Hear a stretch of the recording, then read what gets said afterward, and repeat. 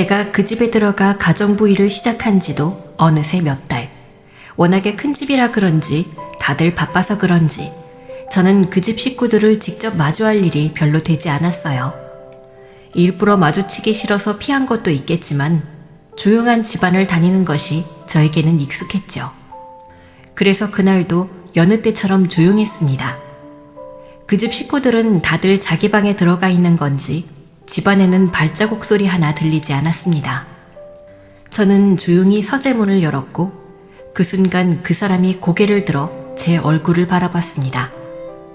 평소라면 저에게 눈길도 주지 않았을 그 사람. 이 집의 주인이자 저를 낳은 아버지인 그 사람. 친부의 얼굴을 처음으로 제대로 마주한 저는 순간 시간이 멈춘 것 같았어요. 하고 싶은 말은 너무나 많았지만 막상 상황이 닥치니 무슨 말을 해야 할지 모르겠더군요. 그리고 그 사람 입에서 무슨 말이 나올지도 예상되지 않았습니다. 미안하다고 사과를 하려나? 뻔뻔하게 화를 내려나? 30년 만에 만난 아버지라는 사람 앞에서 괜히 긴장이 되었죠. 그리고 그 순간 그 사람 역시 저를 보고 몇 초간 아무 말도 하지 못했습니다. 설마 나를 알아봤을 리 없다고 생각하면서도 혹시나 싶은 마음에 저는 저를 바라보는 눈빛을 피하지 않았습니다. 그러자 순간 그 사람의 입술이 떨렸고 눈동자가 흔들렸습니다. 너 설마? 설마 가정부 옷을 입고 자기 집에 들어와 있는 저를 알아봤을 거라 생각하지 못했지만 다행인지 불행인지 아버지는 저를 알아본 듯 했습니다. 구질구질하게 제 소개를 하지 않아도 돼서 다행이다 싶었어요. 아버지는 처음엔 믿지 못하는 눈치였지만 이내 확신에 가까운 충격이 얼굴에 덮이기 시작했죠. 그 사람은 벌떡 일어나려다 다시 주저앉았습니다. 충격이 적지 않았는지 저를 향해 숨을 고르며 손을 뻗었지만 아무것도 잡지 못한 채 허공을 더듬기만 했습니다. 설마 그럴 리가 없을 텐데. 당황하는 아버지를 보면서도 저는 아무 말도 하지 않았습니다. 대답 대신 천천히 한 걸음씩 다가갔습니다. 그러자 그 사람은 그대로 얼어붙어 움직이지도 못했고 제 시선도 피하지 못했습니다. 수십 년 동안 나와 엄마를 버린 사람, 그런 아버지를 다시 마주한 저는 몸에서 피가 끓는 기분이었습니다. 저 기억하시죠? 저는 분노를 애써 누르며 담담하게 입을 열었습니다. 나를 아냐는 제 물음에 그 사람의 표정이 완전히 무너졌습니다. 애써 부정하고 싶었지만 저를 마주한 게 현실이라는 것을 깨달은 표정이었죠. 마치 시간을 되돌리고 싶다는 듯, 현실을 부정하고 싶다는 듯. 그 사람은 고개를 살짝 저었습니다. 이제 와서 나를 모른 척하고 싶었겠지만 저는 한 걸음도 물러서지 않았습니다. 네가 어떻게 여기에? 다행히 제 존재 자체를 부정하지는 않으시네요. 뭐라고 불러야 할까요? 아버지? 친부? 아니면 옛날에 그랬던 것처럼 아빠? 너 대체 무슨 생각으로 이곳에 온 거야? 왜요? 제가 오면 안 될 곳에라도 온 건가요? 나도 당신의 딸인 것을 모르시지는 않을 테죠? 그 입 다물지 못해? 누가 내 딸이라는 거야? 그렇게 말할 거라 충분히 예상했어요. 그래도 별로 기분이 상하지는 않네요. 어차피 당신도 저한테는 아버지라 말할 수 없는 존재니까요. 그 한마디로 방 안의 공기가 완전히 가라앉았습니다. 저는 그 사람이 벗어나고 싶어 했던 과거였고 잊었다고 믿었던 사람이었지만 이제는 잊을 수 없는 현실이 되어 있었습니다. 그 사람의 눈빛에서 후회와 공포, 혼란이 한꺼번에 밀려드는 걸 저는 분명히 봤습니다. 아무래도 두려울 테죠. 자기가 오래전 버린 자식이 이제 와서 자신을 찾아올 이유는 몇 없을 테니까요. 아버지라는 사람 얼굴 보기가 이렇게 어려운 줄은 몰랐어요. 당신은 궁금하지 않으셨어요? 당신이 버린 자식이 어떻게 살고 있었을지 말이에요. 너 네 엄마가 시키더냐? 이제 와서 나한테 복수라도 하라고 시켜? 글쎄요. 아버지는 제게 복수를 당할 만큼 잘못을 하셨다고 생각하시나 보죠? 하긴 인간의 탈을 쓰고 그럴 수는 없는 거니까요. 제가 여기까지 오기까지 30년 걸렸습니다. 당신을 만나러 이 자리에 오르기까지 제가 무슨 일을 겪었는지 당신은 모르시겠죠? 자신을 살리려던 엄마를 두고 부잣집 여자와 결혼을 선택했던 나의 아버지. 그런 인간 때문에 오랜 시간 고통받았던 엄마와 저를 위해 저는 오래전부터 복수를 꿈꿀 수밖에 없었습니다. 그리고 바로 그 순간 저의 역대급 복수가 시작되었죠. 제 부모님은 형편은 어려웠지만 서로 의지하며 열심히 살아가던 젊은 부부였습니다. 가난했지만 성실했고 서로가 있기에 행복했죠. 저 역시 그런 두 분을 무척이나 사랑했습니다. 특히나 어릴 적 저는 아빠를 참 좋아했어요. 하루 종일 같이 있는 엄마보다 일 때문에 바빠서 저녁에나 볼 수 있는 아빠가 더 애틋했거든요. 아빠가 어디 나갔다 오기만 해도 먼저 달려가 안겼고 아빠 무릎 위에 앉아서 책 읽어달라고 조르던 기억이 지금도 생생합니다. 그런데 30여 년 전 그날, 전 그 애틋한 추억과 기억들을 다 찢어버려야 했습니다. 엄마와 함께 아빠의 퇴근길 마중을 나갔던 어느 날, 아빠는 전화를 받느라 주변을 살피지 못했고 그 순간 멀리서는 차가 달려오고 있었습니다. 졸음운전이라도 하는 건지 사람을 보고도 멈추지 않고 빠르게 달려오는 차에 엄마가 아빠를 향해 소리쳤지만 아빠는 듣지 못하셨어요. 그 순간 엄마는 망설이지 않고 아빠를 향해 달려갔고 죽음의 경계에 놓여있던 아빠는 엄마 덕분에 구사일생으로 살아날 수 있었습니다. 하지만 미처 몸을 피하지 못했던 엄마는 그대로 차에 치여 바닥에 쓰러지고 말았어요. 믿을 수 없는 광경에 저는 놀라서 울기만 했습니다. 얼굴에 피가 나고 옷은 다 젖은 채로 엄마가 들것에 실려가는 모습을 전 제대로 쳐다보지도 못했죠. 다행히 엄마의 목숨만은 건질 수 있었지만 엄마는 그 사고로 심각한 후유증을 얻으셔야 했어요. 병원에서는 척추 손상이라며 하반신 불구가 되어 더 이상 예전 같은 평범한 일상생활을 할 수 없다고 했습니다. 그런데 문제는 사고 이후에 벌어졌습니다. 엄마가 입원한 뒤로 아빠가 이상할 정도로 병원에 오질 않았어요. 처음에는 일 때문에 바쁘다는 핑계였고 나중에는 아예 전화를 받지 않더라고요.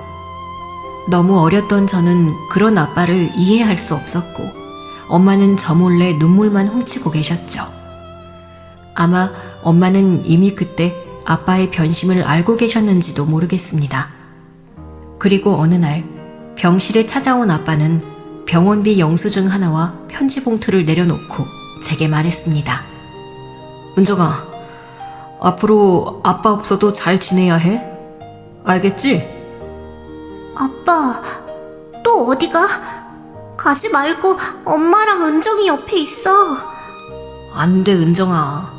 아빠는 바빠. 난 더 이상 여기 올 수 없어.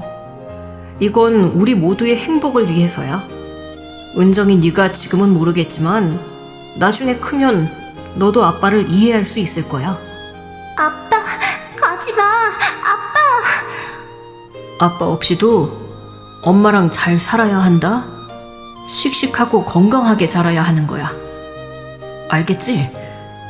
더 이상 올 수 없다는 말이 무슨 소리인지 오랜만에 찾아온 아빠는 제가 이해할 수 없는 말들을 늘어놓았습니다. 그리고 가지 말라고 애원하는 제 손을 애써 뿌리치고 병원 문을 나서버렸죠.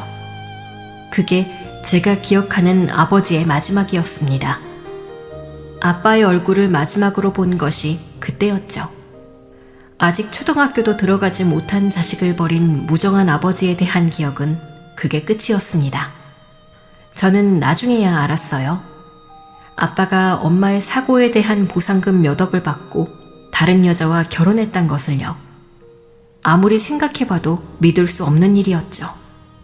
그때까지만 해도 저는 저희 세 식구가 참 행복하다고 생각했었거든요. 단칸방에서 온 가족이 옹기종기 모여 자야 하는 현실이었지만 저는 엄마와 아빠가 있었기에 부족함 없이 행복했었습니다. 하지만 아버지라는 사람은 그렇지 않았던 모양이었어요. 가난한 가장으로 살아야 하는 삶이 지겨웠던 건지 기어이 엄마와 저를 버리고 떠나버렸죠. 자신을 살리기 위해서 목숨까지 던진 저희 엄마를 배신하고 부동산 재벌집 외동딸과 결혼한 겁니다. 그렇게 아버지라는 인간이 부잣집 사이가 되어 다른 자식들을 낳고 떵떵거리며 사는 사이 엄마와 저는 하루 세 끼를 걱정하며 살았어요. 처음 얼마간은 아버지로부터 생활비나 양육비를 받기도 했었습니다. 당시 저는 너무 어린아이였고 엄마는 반신불수였으니까요. 그나마 양심이 있기는 한 건지 어린 자식을 굶어 죽이고 싶지는 않았던 건지 잠시간 양심을 챙기는 듯 했지만 그마저도 어느 날 예고 없이 갑자기 끊겨버리고 말았습니다. 엄마는 그런 사정을 제게 말도 못하고 혼자 끙끙거리셔야 했죠. 그 사람은 아예 저희 모녀와 연을 끊어내겠다는 듯 그 후로 완전히 소식을 감추고 저희와 멀어져 버렸어요. 결국 혼자 힘으로 먹고 살아야 했던 엄마는 좌식 재봉틀을 돌려서 옷수선을 시작하게 되었습니다. 앉아서 할 수 있는 일이 많지 않다 보니 그게 엄마가 고를 수 있는 몇 안 되는 일이었죠. 엄마는 손이 발이 되도록 열심히 재봉틀을 돌렸고 그런 엄마의 손은 늘 만신창이었습니다. 사고 후유증으로 건강도 좋지 못한 엄마가 얼마나 고생을 하셔야 했는지 엄마는 끝까지 저를 지키기 위해 손끝이 다 갈라지도록 일하셨어요. 그렇게 몸은 점점 안 좋아졌고 병원비도 밀려 있었지만 엄마는 제 앞에선 절대 울지 않았습니다. 다른 사람들처럼 신세 한탄을 하며 세상을 원망하지도 않았어요. 그 대신 휠체어를 탄 채 저를 바라보며 이렇게 말하셨습니다. 은정아, 슬퍼하지 마. 슬퍼할 필요 없어. 은정이한테는 엄마가 있잖아. 앞으로도 엄마가 너를 지켜줄게. 그러니까 우리 포기하지 말고 같이 해보자. 알겠지? 엄마의 그 말에 저도 희망을 버리지 않을 수 있었습니다. 아버지 없이 아픈 엄마와 사는 게 무섭고 서러웠지만 밝게 웃는 엄마를 보며 저도 같이 웃었죠. 저는 그런 엄마를 조금이라도 돕고 싶은 마음에 엄마 대신 집안일을 도왔습니다. 그때부터 저는 엄마의 손이자 발이었고 팔이자 눈이었습니다. 엄마는 괜히 딸을 고생시킨다고 미안해하셨지만 저는 제가 엄마를 위해서 뭐라도 할 수 있는 게 더 좋았어요. 아빠가 없는 빈자리를 제가 조금이나마 채우고 싶었는지도 모르겠네요. 하지만 엄마와 단둘이 보내는 시간도 그리 길지는 않았어요. 제게 유일한 안식처였던 엄마가 세상을 떠난 건 제가 20이 겨우 넘었던 해였어요. 아직 혼자 되기에는 어린 나이였죠. 엄마, 엄마 안 돼. 엄마 죽지 마 제발. 은정아, 미안해. 엄마가 너 결혼하는 건 꼭 보고 싶었는데 그걸 못 보고 가네. 엄마 가면 안 돼. 포기하지 마. 나한테는 엄마밖에 없는데 엄마가 없으면 나는 어떻게 살아. 우리 은정이는 혼자서도 잘 해낼 거야. 똑똑하고 착한 우리 은정이. 엄마 때문에 그동안 고생만 했지. 이제는 너 하고 싶은 거 하면서 살아. 엄마라는 짐 없이 자유롭게 훨훨 날아라. 고생만 시켜서 미안하다, 은정아. 제게 미안하다는 말만 남기고 떠난 엄마 앞에서 저는 또 한 번 주저앉을 수밖에 없었습니다. 엄마를 잃고 나니 제 삶의 희망과 목적이 다 사라진 것 같았거든요. 그래서 저는 그 순간 저의 분노를 한 사람에게 돌릴 수밖에 없었습니다. 나와 엄마를 버린 아버지. 그런 인간 때문에 희생하고 휠체어에 올라 내내 고통받다 죽은 엄마를 생각하면 저는 그 사람을 도저히 용서할 수 없었습니다. 그래서 저는 결심했습니다. 이대로 포기하기에는 아직 이르다고. 엄마를 위해서라도 언젠가는 그 사람 앞에 당당히 서서 내가 겪은 아픔과 고통을 똑같이 겪게 해주겠다고 다짐했죠. 그것이 결국 제 삶의 원동력이 되었습니다. 어떻게든 성공해서 버림받은 복수를 하겠다는 일념하에 저는 간신히 삶을 버틸 수 있었습니다. 돈도 없고 의지할 곳 없는 비참한 인생이었지만 저는 꿈을 꿀 수 있었어요. 언젠가 엄마가 우연히 말씀하셨던 게 떠올랐거든요. 제가 사람을 돕는 일을 하면 좋을 것 같다고 하셨던 그 말씀. 저는 그 말을 떠올리며 경찰이라는 꿈을 꾸게 되었습니다. 그렇게 경찰 공무원 시험에 도전하게 된 저는 밥을 굶어도 포기하지 않았고 아르바이트 몇 개씩 뛰면서도 책을 붙들었어요. 그렇게 경찰 시험 준비만 몇 년을 했고 고생 끝에 결국 시험에 붙게 되었습니다. 어렵게 경찰이 된 이후에도 저는 가장 힘든 부서에 자원했습니다. 형사과를 거쳐 부정부패 전담 수사팀에 들어갔고 거기서 매일같이 뇌물, 횡령, 권력형 비리를 다루게 되었죠. 세상의 모든 악한 이들을 처벌하겠다는 일념하에 밤낮 없이 수사에 매진했어요. 그런데 운명이라는 게 참 기묘하게 돌아가는 건지 어느 날 그런 제 앞에 한 사건이 떨어졌습니다. 대형 부동산 비리 사건을 맡게 되었는데 그 중심에 있는 사람이 바로 제 아버지더라고요. 30년 만에 그 이름을 다시 들었을 때 심장이 미친 듯이 뛰는 듯 했습니다. 언젠가 꼭 제 손으로 죗값을 치르게 할 거라 생각은 했지만 그 순간이 정말로 오게 될 줄은 몰랐거든요. 정병철, 이 사람이 이 사건의 중심인물입니다. 수십 년간 부동산 투기와 건설업 로비 등에 연관되어 있는 것으로 보여요. 증거는? 영장이 바로 나올 것 같아? 아직 증거로 드러난 것은 없지만 모든 증언과 행적들이 이 사람을 가리키고 있습니다. 이 사람을 잡아야 사건이 해결될 것 같아요. 그럼 우리가 직접 증거를 잡는 수밖에 없겠네? 수사는 처음부터 쉽지 않았습니다. 오랫동안 비리를 저질러 왔을 만큼 그 사람 역시 철두철미했으니까요. 자신의 치부를 덮고 증거를 지우며 살았을 그 사람을 잡기 위해 저는 비밀리에 잠복 수사를 시작했습니다. 처음에는 주변 사람들을 포섭하려 했다가 마침 우연히 그 집에서 가정부 모집 공고가 있다는 것을 알고 위장 취업을 하기로 결심했죠. 제가 직접 그 사람 앞에 나서는 게 맞는 일인지 괜한 저의 개인 감정 때문에 수사를 그르치는 건 아닌지 걱정했지만 결국 제 손으로 잡아야 할 사람이었기에 저는 조심스럽지만 직접 접근하기로 했습니다. 아직 젊은 것 같은데 가정부로 일해본 적 있어요? 경력은요?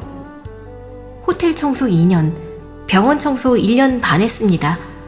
길지는 않지만 1년간 개인 가사 도우미 경력도 있고요. 실제 경력은 없었지만 서류만큼은 완벽하게 조작되어 있었고 평범하고 모나지 않는 말투도 표정도 수없이 연습했죠. 그럼에도 떨리는 것은 어쩔 수 없었습니다. 제 앞에서 저를 뚫어져라 보고 있는 아버지의 현 부인 때문이었죠. 근데 젊은 사람이 이런 일을 할 수 있으려나 모르겠네. 이전에 이러던 사람들은 다 나이가 있었어서. 일은 시켜만 주시면 잘할 수 있습니다. 제가 돈이 급해서 제발 일자리만 주세요. 열심히 성실히 하겠습니다. 그래, 그래도 젊은 사람이 늙은 사람보다야 말귀는 잘 알아듣겠지. 그럼 내일부터 바로 나와요. 가짜 이력서 한 장과 간절한 말투, 순박하고 온순한 모습으로 저는 그 집의 가정부가 될 수 있었습니다. 그렇게 그 집에서 가정부로 위장 취업을 하게 된 저는 그날 이후로 그 집안을 자유롭게 드나들 수 있었습니다. 청소며 빨래며 제가 해야 할 일은 참 많았지만 정말로 제가 해야 하는 일은 따로 있었습니다. 내 친부이자 수사 대상인 정병철 그 사람의 뒤를 캐는 일이었죠. 곁에서 지켜본 아버지는 생각보다 훨씬 좋아 보였습니다. 온갖 유흥과 사치에 빠져 정말 남부럽지 않은 삶을 사시더라고요. 그동안 엄마와 나를 버리고 혼자 얼마나 잘 살았는지 알겠더군요. 그렇게 욕심 많은 사람이니 돈 때문에 처자식까지 버렸겠죠. 그런 아버지는 일개 가정부에게 전혀 관심이 없어 보였어요. 현 부인도 까다로운 성격이었지만 속이기가 어렵지는 않았습니다. 특유의 교만한 성격 때문인지 그 여자는 제가 가정부로 위장하고 있는 경찰이라는 걸 상상도 못하는 듯 했습니다. 그 덕분에 저는 집안에서 마음껏 조사를 할 수 있었습니다. 저는 아버지와 아버지의 현 부인의 일거수일투족을 모두 감시했습니다. 겉으로는 말없이 청소를 하지만 제 눈은 이 집의 흐름을 보고 있었고 귀는 늘 열려 있었어요. 그렇게 지켜본 결과 아버지는 매일 아침 9시에 서재로 들어갔습니다. 비서가 들고 오는 봉투, 노란색 도면 가방, 그리고 휴대폰 2개. 그중 하나는 업무용이고 다른 하나는 외부에 밝히지 않는 비밀 통화 전용이었습니다. 비서가 작은 검은색 핸드폰을 슬며시 건넸고 아버지는 그걸 가지고 안방 화장실로 들어갔죠. 그 안엔 CCTV가 없다는 것도 이미 알고 있었습니다. 그게 가장 중요한 증거일 것이라는 걸 저는 예상할 수 있었죠. 저는 집안 곳곳에 카메라와 녹음기를 숨겼습니다. 그리고 눈에 띄지 않는 곳에서 조용히 그들의 치부를 노리고 있었죠. 제가 조용하고 손이 빨라서 좋다는 현 부인의 말에 저는 실수가 터져 나올 뻔했습니다. 내가 왜 이 집에 있는지 이 여자는 전혀 눈치채지도 못하는구나. 그렇게 그들이 아무것도 눈치채지 못하는 사이 저는 열심히 그들을 덫으로 몰아넣었습니다. 그러다 어느 날 저는 뜻밖의 장면을 보게 됐습니다. 아버지가 서재에서 무언가를 찍고 있었거든요. 잠시 뒤 비서가 종량제 봉투를 들고 나갔고 저는 무언가 중요한 증거라는 생각에 곧바로 뒤따라갔습니다. 그렇게 모두가 잠든 사이 저는 그 쓰레기를 전부 챙겨와 조각을 맞췄습니다. A4 용지 13장 분량의 문서가 방 안에서 하나씩 맞춰져 가기 시작했죠. 이제 퍼즐은 거의 다 맞춰지고 있었습니다. 당장 구속수사를 진행할 수 있을 만한 증거들이 모여지며 저는 점점 때가 다가왔다고 생각했습니다. 그리고 어느 날 그 사람이 식사를 마치고 거실을 지나가다 저를 힐끔 봤습니다. 그동안 한 번도 제 존재에 대해 생각하지 않던 아버지가 저에게 궁금증을 가지더군요.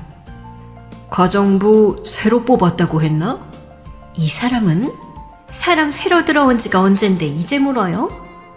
일하는 사람들이야 뭐 거기서 거기지. 어차피 사람 관리는 당신이 알아서 하는 거잖아. 그래서 괜찮은 것 같아? 나쁘지 않은 것 같아요. 이번 사람은 조용하고 말도 잘 듣더라고요. 젊은 사람이라 그런지 손도 빠르고. 그래, 말 많은 사람들은 집안에 안 두는 게 좋아. 밖에 나가서 뭘 떠들지 모르거든. 저를 지척에 두고도 없는 사람인 듯 자기들끼리 떠드는 얘기를 들으면서도 저는 묵묵히 일만 하고 있었습니다. 하지만 속으로 생각했어요. 자기 눈앞에 당신 딸이 있는데도 전혀 모르고 있다는 게 얼마나 큰 실수일지 나중에 당신의 묵을 조일 거라고 말이죠. 그리고 다음 날 저는 그 사람이 쓰는 서재 문 앞에 섰습니다. 마주치지 않길 바랐던 순간 혹은 마주치길 기다려온 순간 그렇게 제가 서재방을 열고 들어가자 아버지라는 사람은 불쾌한 기색이 역력한 표정을 숨기지 않고 소리쳤습니다. 지금 뭐 하는 거지? 들어오라고 한 적도 없는데 함부로 내 방에 들어오나? 할 말이 있어서요. 뭐? 할 말이 있다고? 기가 막히군.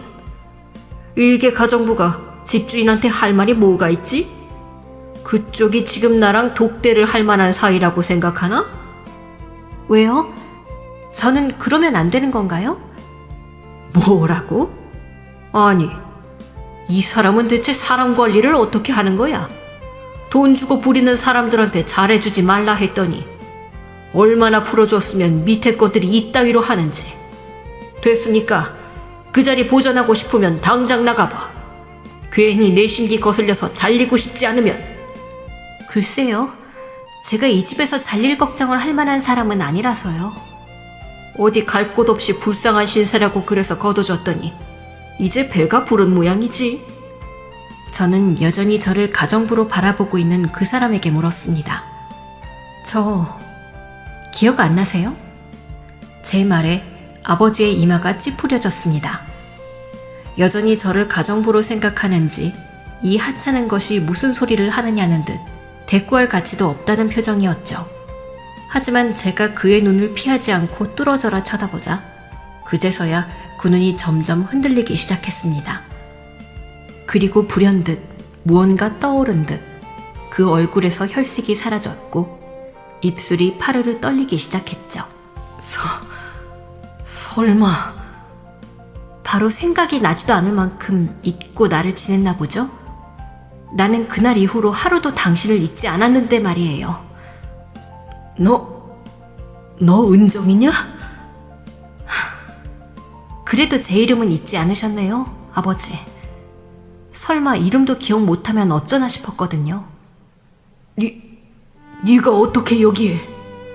저를 만나서 많이 놀라셨나 보네요. 저는 그래도 오랜만에 만난 아버지 모습에 눈물이 다 날 것 같은데 말이에요. 30년 만에 뵙네요, 아버지. 그는 멍하니 저를 바라보다 비틀거리듯 의자에 주저앉았습니다. 저의 등장이 많은 충격이었는지 한동안 제대로 말도 하지 못했어요. 주저앉아 팔걸이를 붙잡은 손이 떨리고 있었습니다. 아마도 지난 30년의 세월을 거슬러 오래전 자신이 버린 딸에 대한 기억을 더듬고 있었겠죠. 네가 어떻게 여기까지? 대체 왜? 섭섭하네요. 그래도 저는 아버지가 저를 보고 조금은 반가워하지 않으실까 싶었는데. 왜요? 제가 왜 이제 와서 당신을 찾아왔는지 궁금하세요? 아무리 그래도 그렇지 그런 표정은 너무하네요, 아버지. 내 표정이 왜? 지금 아버지 표정이 마치 제가 아버지 것을 훔치기라도 하려는 것 같은 표정이거든요. 뭐가 그렇게 두려우시죠? 제가 무슨 짓이라도 할까봐 겁나세요? 아니야. 나는 그저... 걱정하지 마세요. 이제 와서 당신한테 뭘 바라고 온 건 아니니까. 그리고 저는 품에서 천천히 신분증을 꺼내 보였습니다. 그리고 제 얼굴이 박힌 경찰 신분증을 그 사람 앞에 내밀었죠. 저는 경찰입니다. 정병철 씨. 뭐라고? 네가 경찰? 은정아, 네가 경찰이 된 거냐? 어떻게 그렇게... 예, 경찰이요. 어떠세요? 예상보다는 잘 자랐다 싶으신가요? 하긴 아버지 없이 자란 자식이 멀쩡히 자기 밥벌이만 해도 대단한 거긴 하죠. 게다가 기대 살던 엄마마저 일찍이 돌아가셨으니 고아가 이 정도 한 거면 정말 대단히 출세한 거죠. 그쵸? 미안하다. 내가 너한테는 할 말이 없다. 당연히 할 말이 없으시겠죠. 아니, 할 말이 있어도 하면 안 되죠. 당신이 나랑 엄마한테 한 짓이 있는데 당신이 할 말을 다 하면 되겠어요? 입이 10개라도 당신은 할 말이 없어야 할 겁니다. 너 경찰이라면서 왜 그런 옷을 입고 있는 거냐? 가정부로 내 집에 위장 취업이라도 한 거야? 저는 지금 경찰로서 일하는 중이에요. 정확히 말하자면 부정부패 전담팀 수사 요원입니다. 정병철 씨, 당신 명의 회사의 차명 부동산과 내부 로비 자금을 추적 중이었습니다. 잠깐만. 그게 무슨 소리니? 네가 지금 나를 잡으러 왔다는 거야? 저는 오늘 여기 개인적인 원한으로 온 게 아닙니다. 정병철 씨, 당신의 비리를 잡아내기 위해 경찰로서 일하고 있는 거죠. 제가 뭘 받으러 온 거는 아니니까 걱정 마시라고요. 잠깐, 그게 무슨... 아니, 너 왜 나를 범죄자 취급하고 있는 거냐? 나는 아무 잘못이 없어. 보통 범죄자들이 다 그런 식으로 말하더라고요. 자기는 아무 잘못 없다, 죄가 없다. 다들 자신의 행위가 불법인 걸 인정하지 않으려나 봐요. 범죄자 주제에 뻔뻔하기까지 하죠? 아니다.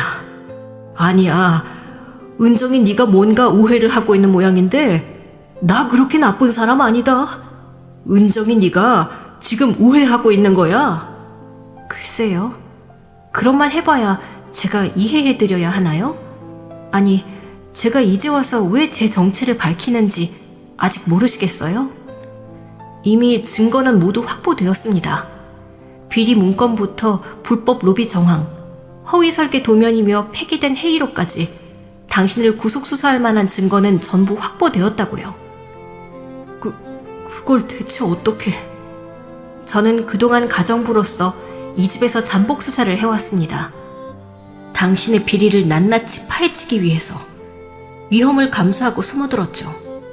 그런데도 아버지는 전혀 모르시더라고요. 자신의 딸이 코앞에 있는데도 제대로 쳐다본 적도 없었죠. 아니, 설마 설거지나 하는 저 여자가 내 딸일 거라 상상도 못했을 테죠.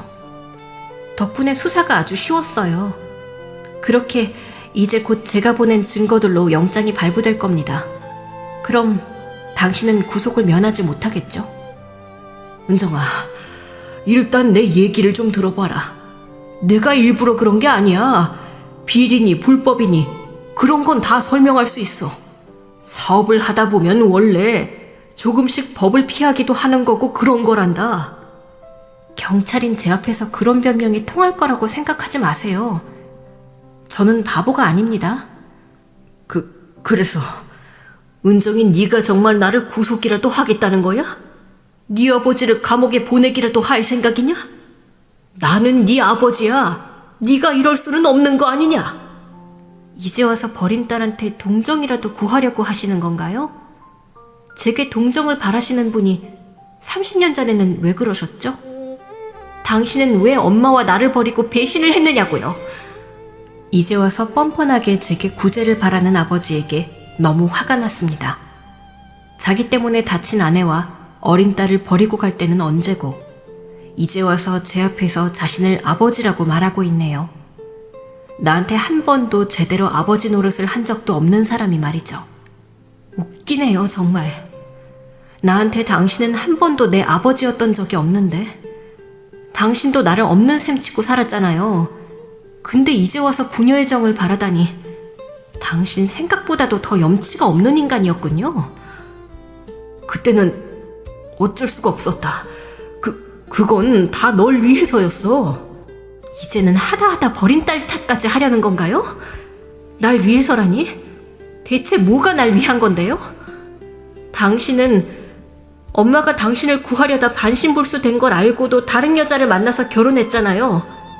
그게 절 위한 거였어요? 그것도 다 사정이 있었다.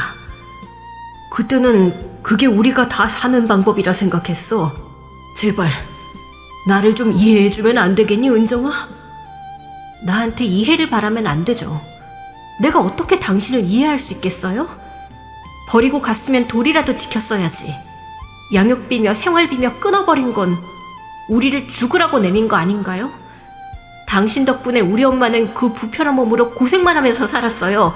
당신 때문에 엄마는 삐걱이는 휠체어 위에서 내려올 수가 없었다고. 미안하다. 나도 그렇게까지 하고 싶지는 않았어. 하지만 당시에는 그렇게 된 너희 엄마를 책임질 자신이 없었다. 나한테 새로운 기회가 찾아온 걸 포기할 수가 없었어. 당신 같은 남자를 만난 게 우리 엄마의 최대의 실수였어요. 당신만 아니었으면 엄마도 더 좋은 인생을 살 수 있었을 텐데. 아니, 당신은 그날 그 길 위에서 그냥 죽어 마땅했어요. 어쩌다 우리 엄마가 당신 같은 쓰레기를 구하다가 그렇게 됐을까? 나는 그 생각을 안 해본 적이 없었다고요. 그는 더 이상 말을 잇지 못했습니다. 의자에 앉은 어깨가 축 늘어졌고 입술이 벌벌 떨렸습니다. 은정아, 나는요, 당신을 원망하고 또 그리워하고 다시 증오했어요. 엄마가 돌아가신 날 혼자서 관뚜껑 닫고 나 혼자 엄마를 보내던 날 당신한테 기필코 복수할 거라고 다짐했어요. 내가 이렇게 고통받는데 우리 엄마는 고통만 받다가 떠났는데 그게 너무 억울했거든. 그래서 당신도 똑같은 고통을 받았으면 했다고요. 은정아, 미안하다. 아빠가 정말 잘못했다. 사과하지 마세요. 당신은 나한테 끝까지 악인으로 남아있어야 하거든요. 미안하다는 말 너무 늦었어요. 저는 당신을 용서할 생각이 없습니다. 그리고 꼭 벌을 받기를 바래요. 말했다시피 전 오늘 이 자리에서 사적으로 온 게 아니에요. 경찰로서 공적으로, 법적으로 당신에게 책임을 묻기 위해서 온 겁니다. 네가 그동안 어떤 마음으로 살아왔는지 나는 상상도 못했다. 그래, 미안하다. 내가 아무리 재혼을 했다고 해도 내 자식인 너를 챙겼어야 하는 건데 내가 진짜 너무 미안해. 네가 허락한다면 이제 어떻게든 너한테 용서받고 싶다. 다시 기회를 준다면 내가 이제라도 아빠 노릇을 하마. 기회를 원하신다면 엄마 앞에 먼저 무릎 꿇고 용서를 구하셨어야죠. 살아계실 때 한 번이라도 찾아와서 용서를 빌었어야죠. 어차피 지금 이렇게 말하는 건 체포되기 직전이라서 그런 거잖아요. 내가 경찰이니까. 내가 정말 일개 가정부였다면 당신이 사과나 했겠어요? 경찰을 불러서 나를 쫓아냈겠지. 당신이 무슨 생각인지 내가 모를 것 같아요? 아니야. 그런 의도가 아니란다. 미안하다는 건 정말 진심이야. 정말 후회해. 그날 너희를 두고 나왔던 그날부터 지금까지 단 하루도 편한 날이 없었어. 단 하루도 편하지 않았다면서. 그럼 왜 엄마 돌아가신 날까지도 왜 전화 한 번 안 했어요? 우스운 변명이네요. 내가 무슨 낯으로 연락하겠니? 내가 너무 나쁜 사람인 거 알아. 근데 나도 네가 정말 보고 싶었다. 이건 정말 진심이야. 아버지의 말 같지도 않은 소리가 진절머리 났습니다. 자기 치부를 어떻게든 덮어보려고 제 앞에서 온갖 가머니설을 하는데 그 말에 제가 마음을 풀 거라 생각하는 게 기막히더군요. 하루도 편한 날이 없었던 사람이 처자식을 버리고 새 아내를 얻어서 그렇게 살 수 있었을까요? 매일같이 사치에 향락에 그렇게 빠져 살 수 있었을지. 교만하고 교활한 아버지의 말에 치가 떨렸습니다. 이제 와서 그런 말 해봤자 소용없어요. 당신이 그동안 우리를 잊고 얼마나 잘 살아왔는지는 내가 이 집에 상주하면서 직접 봐왔으니까. 아버지 당신은 아주 쉴 틈 없이 즐겁게 사셨던데요? 다른 사람의 피를 빨고 남의 눈물을 짜서 만든 수익으로 대대손손 부를 누리고 싶었겠죠? 당신 자식들이며 손주들까지 그 더러운 돈으로 잘 먹고 잘 살았으니까. 그래, 네가 그렇게 말을 하니 나도 더 이상 변명을 할 수 없구나. 내가 미안하다. 내가 다 잘못했어. 네가 형사님으로서 날 수사하겠다면 당연히 받아들일게. 너도 네 일을 해야겠지. 하지만 딸로서 한 번만 애비를 용서해 줄 수는 없겠니? 내가 한순간이라도 당신 딸이었기는 했나요? 딸이라면서 버리고 여태 잊고 살았으면서 그놈의 딸 타령 좀 그만해요. 당신한테 자식은 내가 아니라 당신 비리를 같이 돕고 같이 부귀영화를 누린 내 의붓 형제들일 테니까요. 나도 너무 늦은 거 알아. 그래도 부탁이다. 은정아, 조금만 나를 이해해 줄 수 없겠니? 웃기지 말아요. 나는 당신을 이해하러 온 게 아니라 책임을 묻기 위해 왔어요. 그리고 당신은 죗값을 치러야 할 겁니다. 내가 무슨 말을 해도 네가 이해하지 못한다는 거 나도 안다. 하지만 그래도 우리는 부녀지간 아니냐. 아무리 그래도 피는 물보다 진한 법이야. 글쎄요. 피는 물보다 진하기에 복수심도 그만큼 불타는 거 아니겠어요? 은정아, 내가 이대로 잡혀가면 네 동생들이며 네 조카들까지 위험해질 거야. 잘못은 내가 한 거지. 걔들은 아무 죄가 없잖니. 어쨌든 다 같은 가족인데 너도 동정이 들지 않니? 너만 좋다면 지금이라도 당장 가족들한테 너를 소개하마. 우리 앞으로 잘 살 수 있어. 너도 이제 가족의 품으로 돌아와야지. 누구 마음대로 그 사람들이 내 가족이래요? 나는 당신이나 당신 자식들을 내 가족으로 생각한 적 없어요. 그리고 내가 직접 봤는데 다들 아주 인성들이 쓰레기던데요. 부자들은 못돼 처먹었다는 말을 보여주고 싶어서 그러는지 다들 악독하기가 그지없더라고요. 게다가 당신 자식들까지 범죄에 연루되었다는 것도 증거를 통해서 다 확인했고요. 경찰인 제가 할 일은 범죄자의 비리를 밝히는 겁니다. 그리고 잘못한 사람을 처벌받게 제대로 수사하는 거죠. 이미 제가 할 일은 끝났어요. 그러니 내게 동정도 구제도 바라지 말아요. 자꾸 가족 운운하면서 내 심기를 건들면 그때는 정말 개인적인 원한까지 물을지도 모르겠으니까. 단호하고 차가운 제 말에 아버지의 손이 떨렸습니다. 더 할 말이 없는지 잘도 떠들던 변명도 더 이상 나오지 않더군요. 이제 곧 수사팀이 영장을 발부받고 이 집에 도착할 겁니다.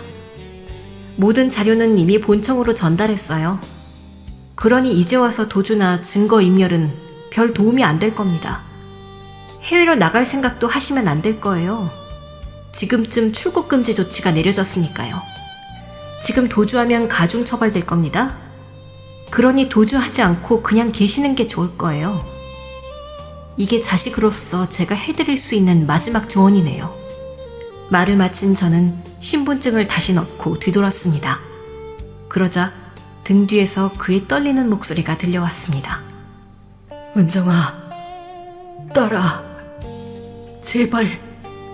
간절한 그의 애원에 저는 마음의 짐이 조금 덜어지는 기분을 느꼈습니다.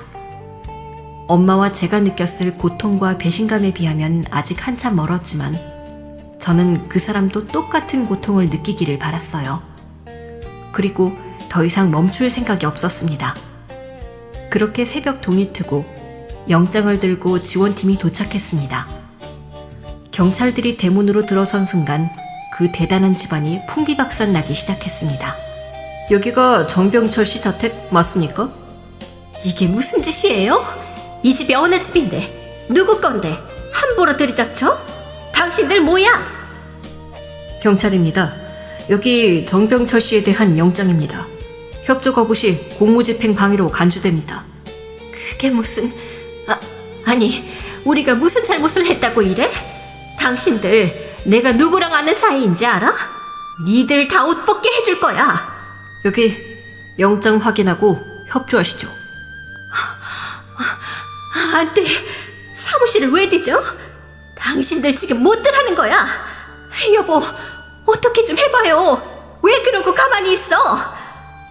아버지의 현 부인의 목소리는 공포에 젖어 있었습니다.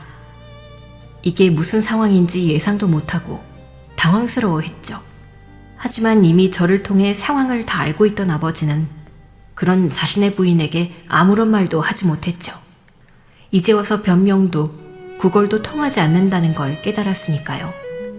그렇게 자신을 천하무적으로 여겼던 사람이 아무것도 하지 못하는 무기력한 모습에 저는 오래전 저와 엄마가 겪었던 상실과 무력함을 떠올렸습니다. 자신 때문에 자유를 잃고 고생만 했을 엄마의 고통을 그 사람도 이제는 똑똑히 느끼고 있겠죠. 그렇게 저는 그곳에 서서 그 모든 장면을 지켜봤습니다. 제 안방 서고 전부 뒤져서 서류 챙기세요. 여기 가방들도 확인하시고요. 증거 하나도 놓치지 마세요. 파쇄한 서류들도 전부 들고 갑니다. 팀장님, 차명계좌 추적 다 끝났습니다. 시청 고위직 인사들 로비 내역 포함해서 비리 증거 자료 전부 확보됐습니다. 그래, 그 자료 지금 바로 검찰 쪽으로 보내세요. 바로 구속수사 들어갈 겁니다. 뒤늦게 제 정체를 알게 된 아버지의 현 부인은 저를 보고 소리를 질렀습니다. 너 처음부터 이럴 작정이었어? 이러려고 우리 집에 수버든 거야? 당신들은 수백억의 피해를 만든 경제사범들입니다. 할 말이 있다면 검찰에 가서나 하세요. 자기 부인이 미쳐 날뛰는 와중에도 아버지는 아무 말도 하지 못했습니다. 그리고 이어서 직원 2명이 아버지를 감싸고 손목에 수갑을 채우려 하자 아버지는 그제야 목소리를 높였습니다. 잠깐만. 은정아, 제발. 너 무슨 말이라도 해봐라. 아버지를 좀 도와줘야지. 난 더 이상 당신 딸이 아닙니다. 당신이 나와 엄마를 버린 30년 전 그 순간 우리 인연은 끝이었어요. 그러니 도와달라는 소리는 당신 자식들한테나 하시죠. 아버지는 수갑을 찬 채 고개를 푹 숙였습니다. 상황 파악을 한 현 부인은 믿을 수 없다며 울부짖으며 혼란스러운 눈으로 저와 아버지를 번갈아 봤습니다. 딸이라니? 누가 딸이야? 여보, 이게 다 무슨 소리야? 제 소개를 안 드렸네요. 저는 정병철 씨 친딸 정은정이라고 합니다. 딸? 친딸이란... 그럼 네가 설마... 역시 알고 계시네요. 네, 맞아요. 제가 정병철 씨와 전처 사이에서 태어난 딸이에요. 그럼 이제 제가 사모님을 새어머니라고 불러드려야 하나요? 뭐 별로 그러고 싶지는 않네요. 아마 사모님도 저한테 새어머니 소리를 듣고 싶지 않으시겠죠? 하긴 이렇게 구속되시면 앞으로 저랑 볼 일도 없을 테니까요. 그럼 저는 이만 경찰서로 돌아가 보겠습니다. 감옥에서 부디 만수무강하세요. 아버지, 새어머니. 은정아, 제발. 그는 두 손을 뻗으며 저를 붙잡으려 했습니다. 그 목소리에 절절한 후회가 담겨 있었죠. 아버지는 마지막 희망을 걸듯 제 앞에 주저앉으며 무릎을 꿇었습니다. 손으로 제 발끝을 붙잡으려다 수사관이 막자 울먹였습니다. 도와줘. 제발. 은정아, 내 딸아. 내가 무슨 짓을 했건 너는 내 피야. 그건 변하지 않잖아. 그래요. 피는 안 변하죠. 그래서 제가 그동안 그렇게 괴로움에 사로잡혀 있었나 봐요. 아무리 잘 살아보려고 그래도 당신이 나한테 물려준 그 피가 내 발목을 잡았거든요. 나는 그게 너무 싫었어요. 돈 때문에 처자식을 버릴 만큼 비겁하고 못난 인간. 내가 그런 사람의 딸이라는 게 끔찍하게 싫었으니까요. 그래서 제가 경찰이 된 겁니다. 당신이 물려준 그 피 때문에 수백 번 포기하고 싶었던 삶을 겨우 붙잡았고요. 그리고 이 자리에서 당당히 당신 앞에 설 수 있게 되었네요. 나는 경찰로, 당신은 범죄자로 말이죠. 지금 아버지 꼴을 좀 봐요. 겨우 이런 인생을 살려고 그런 선택을 한 건가요? 그래, 네가 날 이렇게 무너뜨린 거야. 넌 복수한 거야. 그럼 이제 됐잖아. 이거면 네 엄마 복수 다 한 거잖아. 그럼 제발 이제는 나를 좀 용서해주면 안 되겠니? 아니요. 제 복수는 아직 시작도 안 했어요. 그리고 이건 제 복수가 아니라 당신의 죗값을 치르는 것일 뿐입니다. 그날 엄마가 당신 대신 차에 치였던 그 순간부터 오늘까지 우리가 겪었을 그 고통을 이제 당신이 제대로 받아야 할 때가 온 거죠. 그러니까 반성은 감옥에 가서나 해요. 저는 그 말을 끝으로 완전히 그에게서 돌아섰습니다. 이젠 더 이상 할 말도 들을 말도 없었으니까요. 결국 그날 아버지는 검찰에 구속되어 수사를 받게 되었습니다. 무시할 수는 없는 증거들이 수두룩했기에 더 이상 빠져나갈 틈은 없었죠. 모든 것이 해결되고 저는 위장수사를 끝냈습니다. 오랜만에 경찰서로 돌아가는 길에는 시원한 바람이 불었고 풀잎이 스치는 소리 사이로 순간 엄마가 제 어깨를 다독이는 듯한 느낌이 들더군요. 엄마, 복수는 이제 끝났어요. 이제 엄마가 아픈 만큼 그 사람도 아플 차례야. 앞으로 평생 후회하며 자기 죗값을 치르겠지? 나 잘한 걸까? 잘했겠지? 나중에 만나면 잘했다고 말해줘요. 엄마, 사랑해요. 아버지가 구속된 뒤 언론은 일주일 내내 이 사건을 보도했습니다. 오랜 시간 이어져 온 배임 횡령과 뇌물수수 증거들에 사람들은 충격을 받았고 끝까지 경고할 줄 알았던 회사는 순식간에 무너졌습니다. 주가는 연일 하한가를 기록했고 비리와 연관된 정적의 핵심 인물들이 줄줄이 소환됐습니다. 그리고 그 잘났던 아버지의 집안도 완전히 망가졌습니다. 현 부인은 호화 생활의 끝을 알지 못한 채 세무조사를 받았고, 의붓 형제들은 현재 일어난 상황들은 전부 자기 아버지의 독단적인 일탈일 뿐이라며 선을 긋고 발을 뺐습니다. 버린 자식의 고발에 이어서 직접 키운 자식들마저 아버지에게서 등을 돌렸던 거죠. 그쯤 되니 아버지라는 사람이 자식 농사만큼은 완전히 망쳤구나 싶었어요. 행복한 가정 대신 돈을 택했던 아버지가 과연 그동안 행복한 삶을 살았던 게 맞나 싶은 생각이 들었습니다. 하지만 결국 돈을 쫓던 자의 말로는 비참했죠. 돈만 바라보며 달려온 그의 인생은 부정과 배신으로 얼룩졌고, 그 책임을 지기 위해 이제는 남은 인생을 감옥에서 보내게 되었습니다. 그런 아버지의 말로를 보며 저는 제 할 일을 다 했음을 깨달았어요. 복수는 끝났고 이제는 제 삶을 살아갈 차례였습니다. 누구도 대신 살아줄 수 없는 제 인생을 앞으로 어떻게 그려갈지는 오로지 제 몫이었죠. 아버지가 감옥에 간 뒤로 제게 면회 요청이 여러 번 왔지만 저는 매번 무시했습니다. 제가 더 이상 그 사람을 만나야 할 이유는 더 이상 없었으니까요. 그 사람은 이제 제 인생에서 완전히 빠졌습니다. 가족이라는 울타리에서 제 손으로 잘라낸 사람, 아버지라는 사람 대신 제가 기억할 이름은 단 하나였죠. 저희 엄마 말이에요. 그렇게 얼마 뒤 저는 시간을 내서 엄마를 보러 다녀왔습니다. 엄마가 안치되신 곳에 꽃 한 송이를 놓고 저는 엄마의 앞에서 맹세하듯 읊조렸습니다.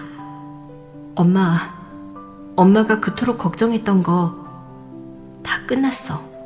복수도 정리도 이제 끝이야. 그러니까 엄마도 더 이상 아프지 말고 거기서 마음 편히 계세요. 나도 이제는 잘 살게. 엄마한테 자랑스러운 딸이 되게 할게. 입에서 새어나온 말은 아주 조용했지만 무엇보다도 단단한 다짐이었습니다. 그렇게 엄마를 떠올리며 마음을 다잡은 저는 이후로 더 이상 배신과 증오를 품지 않기로 했습니다. 그동안은 하나만 보며 달려왔지만 이제는 분노와 복수심 대신 정의감을 마음에 품고 살기로 했죠. 남을 돕는 인생을 살라고 엄마가 저한테 경찰의 길을 알려주셨으니까요. 그렇게 모든 복수가 끝났지만 삶이 허무하지 않았습니다. 오히려 모든 감정을 정리하고 새 출발을 하게 된 기분이었죠. 이제서야 진짜 나다운 삶을 시작하게 된 저는 엄마가 지어주신 제 이름이 자랑스럽게 불려지기를 바라며 앞으로도 경찰로서 열심히 살아갈 것입니다. 감사합니다.